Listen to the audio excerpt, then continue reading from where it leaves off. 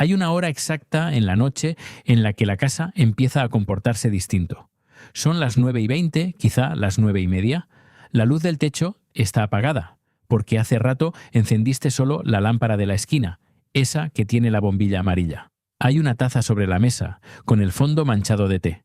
Se escucha el zumbido bajo de la nevera, y de vez en cuando un coche que pasa por la calle y se pierde. Tú estás en el sofá, con los pies descalzos contra el cojín, y por primera vez en todo el día sientes que el aire en tus pulmones entra completo. Sin filtro, sin la versión editada de ti mismo que llevaste puesta desde la mañana. Y entonces suena el teléfono, una invitación, un plan, algo que 2 semanas atrás dijiste que sí harías, y antes incluso de leer el mensaje completo, algo en tu cuerpo ya respondió que no. No fue tu mente, fue antes que tu mente. Fue una contracción pequeña en el estómago, una tensión leve en los hombros, una especie de retroceso interno que tu cerebro todavía no ha terminado de justificar con palabras. Lo que la mayoría de la gente llama ser introvertido no es eso. No es que te canse la gente, es que tu sistema nervioso, sin que tú lo decidas, ya aprendió que tu casa es el único lugar del mundo donde no estás actuando. Y aquí viene la afirmación que probablemente no quieres escuchar.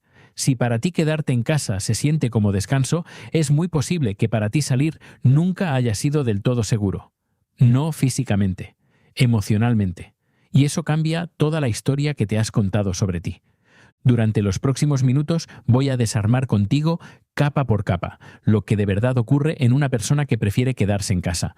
No vamos a hablar de personalidades como si fueran etiquetas de supermercado. Vamos a entrar en 4 territorios distintos. Primero, lo que tu sistema nervioso hace con el mundo exterior sin pedirte permiso. Segundo, por qué tu cerebro convirtió tu casa en algo más parecido a un refugio que a una vivienda. Tercero, una pregunta incómoda que casi nadie se hace. Cuando el quedarse en casa deja de ser una preferencia y empieza a ser una pequeña forma de esconderse. Y cuarto, algo que probablemente aprendiste en una habitación antes de los 12 años y que sigue decidiendo por ti cada vez que llega un mensaje a las 9:30 de la noche. Empecemos por lo que parece más obvio y casi nadie entiende bien. Durante décadas se ha dicho que los introvertidos se cargan de energía estando solos y los extrovertidos estando con gente. Esa frase es cierta, pero es la cáscara. Lo interesante está debajo. Investigadores en neurociencia, trabajando sobre las ideas iniciales de Hans Eysenck en los años 60, encontraron que el cerebro de las personas más introvertidas tiende a tener una activación basal más alta en la corteza cerebral. Dicho en palabras humanas, tu cerebro ya está encendido por dentro, no necesita que el mundo le mande más estímulos. Está ocupado, está procesando, está montando frases que nunca dices en voz alta. Cuando una persona con este tipo de activación entra en un restaurante con música, conversaciones cruzadas, luces, olores, miradas, no está exagerando si dice que se siente abrumada. Su cerebro literalmente está recibiendo más información de la que necesita para funcionar. Es como si alguien que ya tiene 20 pestañas abiertas en su computador le pidiera al sistema que cargue otras 20. No es debilidad, es arquitectura. Y aquí aparece el primer concepto que necesitas para entenderte mejor. Se llama sensibilidad al procesamiento sensorial y fue descrita por la psicóloga Elaine Aron a partir de los años 90. Aron observó algo que la psicología clásica había ignorado. Aproximadamente 1 de cada 5 personas procesa los estímulos del entorno con más profundidad que el promedio. No solo los siente más, los interpreta más. Una mirada de alguien al otro lado de la mesa no es solo una mirada. Es información que tu cerebro guarda, compara, analiza durante el resto de la noche. Si tú eres una de esas personas, una cena de 4 horas no es una cena, es una jornada de trabajo. Sales de ahí con el cuerpo pesado, con la cabeza llena, con esa sensación específica de que necesitas no hablar con nadie por las próximas 12 horas. Y la casa, tu casa, aparece entonces como lo único que apaga ese ruido interno. Pero esto no explica todo. Si lo explicara, bastaría con descansar después de socializar y problema resuelto. Y tú sabes que no es así. Sabes que hay días en que ni siquiera salir a hacer una compra te apetece. Días en que el solo hecho de imaginar cruzar la puerta produce una resistencia desproporcionada al esfuerzo real. Aquí entramos en algo más profundo, y se llama regulación emocional por el entorno. Tu cerebro, sin que tú lo notes, asocia lugares con estados internos. La neurociencia llama a esto condicionamiento contextual. Es la razón por la que el olor de una panadería específica puede devolverte de golpe a los 7 años. Es también la razón por la que algunas oficinas, algunos bares, algunas calles te aprietan el pecho sin razón aparente. No es la calle. Es lo que tu cerebro ha aprendido a sentir ahí. Tu casa, en cambio, es probablemente el único espacio del planeta donde tu cerebro ha registrado miles de veces que estás a salvo. No tienes que sonreír, no tienes que medir tus palabras, no tienes que vigilar cómo te perciben. Y cuando algo así se repite durante años, el espacio físico empieza a funcionar como un regulador externo de tu sistema nervioso. La casa no es donde vives, es donde tu cuerpo se permite bajar la guardia. Hay una palabra para esto que viene de la teoría polivagal, desarrollada por Stephen Porges. Se llama señales de seguridad. Tu cerebro escanea constantemente el entorno buscando estas señales. Caras conocidas, tonos de voz familiares, espacios predecibles. Cuando las encuentra, activa una rama específica del sistema nervioso que te permite estar relajado y conectado al mismo tiempo. Cuando no las encuentra, te pone en un estado de alerta de bajo nivel que tú vives como cansancio social, ansiedad ligera o ganas de irte a casa. Lo curioso es esto. La mayoría de las personas que prefieren quedarse en casa no son personas débiles ni asustadizas. Suelen ser personas que durante el día sostienen una enorme cantidad de estímulos. Reuniones, conversaciones, decisiones, miradas. Su capacidad de socializar no está rota, está agotada.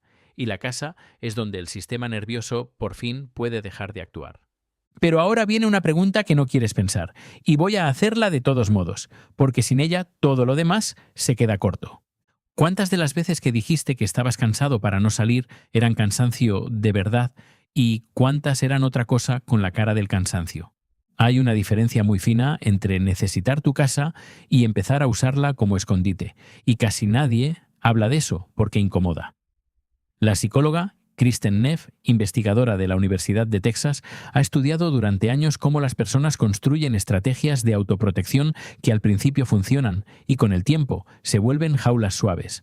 La casa puede ser una de esas jaulas. Cómoda, conocida, llena de tus cosas, pero jaula al fin. Piensa esto. Una persona realmente descansando en casa sale de ahí los días siguientes con energía renovada. Una persona escondida en casa sale cada vez con menos. Una persona que disfruta su soledad puede romperla cuando quiere. Una persona que la necesita demasiado siente alivio cuando los planes se cancelan. Y ese alivio específico cuando el otro escribe diciendo que no podrá venir, es una de las pistas más honestas que tu cuerpo te da sobre dónde estás parado realmente. Esto no significa que estés mal, significa que tu casa está cumpliendo una función doble. Te repara, sí, pero también te aísla de algo que te asusta enfrentar. Y casi siempre lo que te asusta no es la gente, es lo que la gente despierta en ti, la sensación de tener que estar a la altura, la sospecha de no encajar, el cansancio anticipado de tener que explicarte, la memoria, quizá, de momentos en los que mostrarte no salió bien. Y aquí necesito que respires, porque vamos a entrar en el lugar más delicado de toda esta historia. El lugar donde casi todo esto empezó. Y probablemente no fue donde tú crees. Imagina por un momento una habitación. Pequeña. Quizá la tuya, quizá una parecida. Tienes 8, 9, 10 años. La puerta está cerrada. Afuera, en el resto de la casa, hay algo. No tiene que ser algo terrible. Puede ser una discusión entre adultos. Puede ser un padre que no está. Puede ser un hermano que se burla, puede ser simplemente una casa donde nadie pregunta cómo te sentiste hoy, puede ser un colegio al que vuelves cada lunes con una sensación rara en el estómago. Tú aprendes algo en esa habitación, sin que nadie te lo enseñe, sin palabras, sin que tú puedas nombrarlo. Aprendes que detrás de esa puerta tú decides. Aprendes que ahí no hay ojos que te midan. Aprendes que el silencio puede ser un compañero más fiel que las personas. Aprendes que si te quedas adentro no pasa nada. Y eso que aprendiste con 9 años sigue funcionando dentro de ti hoy, a los 30, a los 40, a los 50. Lo que los psicólogos del desarrollo, siguiendo el trabajo de John Bowlby y Mary Ainsworth sobre el apego, han mostrado durante décadas es que los niños construyen modelos internos de cómo es el mundo a partir de sus primeras experiencias relacionales. Si el mundo afuera fue impredecible, ruidoso, demasiado exigente o emocionalmente frío, el niño aprende a fabricar adentro lo que afuera no encontraba. Aprende a refugiarse. Aprende que la mejor versión de sí mismo solo aparece cuando está solo. Aprende a confundir paz con ausencia de otros. Y ese aprendizaje no se borra, se transforma. A los 20 años se llama soy raro para los planes. A los 30 se llama ya estoy mayor para fiestas. A los 40 se llama valoro mi tiempo. Pero la raíz suele ser la misma, la puerta cerrada de aquella habitación, el alivio específico de no tener que rendirle cuentas a nadie. Y ahora la pregunta que tienes que sostener tú solo sin que yo te la responda. ¿Qué versión de ti vives solamente cuando estás en casa? ¿Y a quién has decidido, sin decidirlo, no mostrársela nunca? Vuelve ahora a esa noche. La taza de té, la lámpara amarilla, el teléfono en la mesa, el mensaje sin responder. Mira esa escena con todo lo que sabes ahora. Lo que está pasando ahí no es una decisión simple. Hay un sistema nervioso recalibrando. Hay un cerebro hipersensible procesando todavía los estímulos del día. Hay una casa funcionando como reguladora silenciosa de tu cuerpo. Hay una historia antigua de seguridad construida puerta adentro. Y hay, quizá, una pequeña fuga. El alivio de no tener que ir. El cansancio anticipado de tener que explicarte. La voz suave que te dice que mañana será otro día. Las 4 capas están operando al mismo tiempo. Por eso es tan difícil saber cuál de ellas está hablando cuando dices que no. Por eso a veces te equivocas creyendo que estás cuidándote, cuando en realidad estás evitándote. Y por eso otras veces te fuerzas a salir creyendo que es lo sano, cuando lo verdaderamente sano habría sido respetar el límite. La imagen que quiero dejarte es esta. Tu casa no es una casa. Tu casa es un acuario, limpio, tibio, iluminado, con todo lo que necesitas, diseñado por años para que dentro de él tú puedas existir sin esfuerzo. El problema de los acuarios no es que sean malos, el problema es que el agua de adentro es siempre la misma, no corre, no se renueva, y un día, casi sin darte cuenta, empiezas a olvidar que afuera hay océano. Hay personas que necesitan volver al acuario todos los días para no morir. Eso no es defecto, eso es biología. Pero también hay momentos, pocos, raros, en los que reconocer que el cristal existe es el primer paso para decidir si esta noche, solo esta, quieres apoyar la mano contra él y mirar hacia afuera. No tienes que salir, nadie tiene que obligarte a nada. Lo único que cambia, una vez que entiendes lo que de verdad ocurre dentro de ti cada vez que prefieres quedarte, es que esa preferencia deja de ser una etiqueta y vuelve a ser una elección. Y las elecciones, a diferencia de las etiquetas, se pueden revisar. Hay algo que sí quiero decirte antes de terminar. Si llegaste hasta aquí, si no abandonaste a la mitad, si te quedaste escuchando una voz que te hablaba de habitaciones cerradas y de acuarios tibios, es probable que algo en ti supiera desde el principio que este video no era sobre las personas que prefieren quedarse en casa. Era sobre ti. Y eso ya es mucho. Porque la gente que no se reconoce en estas palabras suele apagar el video en los primeros 3 minutos. Tú no lo hiciste. Y si te quedaste es porque dentro de ti hay alguien preguntando algo que llevas años postergando. No tienes que responderlo hoy, pero ahora sabes que está ahí. Cuéntame una cosa en los comentarios y quiero que seas honesto porque ningún algoritmo va a leerlo mejor que tú mismo. ¿Te quedas en casa porque tu cuerpo lo necesita para repararse o te quedas en casa porque hay algo afuera que llevas tiempo evitando mirar?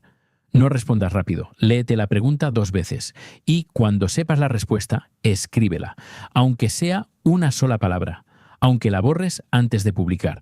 En el próximo video vamos a entrar al otro lado de esta historia. ¿Por qué algunas personas, las que parecen tenerlo todo socialmente resuelto, están en realidad más solas que tú? Si quieres estar aquí cuando salga, suscríbete porque ese video va a doler un poco y prefiero que estés acompañado cuando lo veas. Y una última cosa, no tiene nada de malo amar tu casa. Tiene mucho de revelador entender por qué la amas tanto.